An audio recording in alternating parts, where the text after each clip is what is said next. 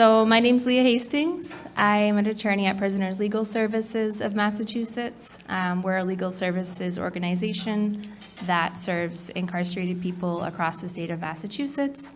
And I focus on immigration detention as well as immigrants who are incarcerated in county jails and state prisons. We're seeing a lot more people who are being picked up in their communities here in Massachusetts. And so that has really been the largest expansion of people detained at Plymouth, and the biggest shift that we've seen in the past 8 months or so. A lot of people being, picked up at traffic stops, people getting picked up on their way to work, people getting picked up at work, people getting picked up dropping their kids off at school. And so that has really been a pretty dramatic change in how we see people coming into ICE detention at Plymouth.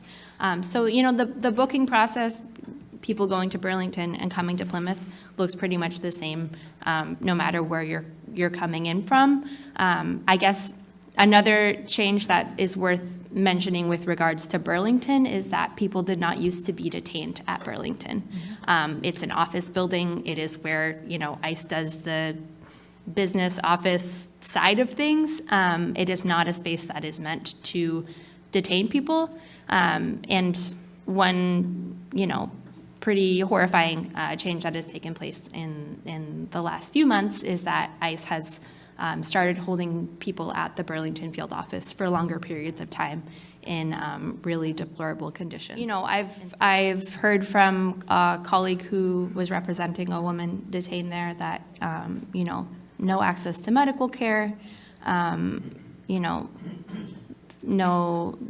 feminine hygiene supplies,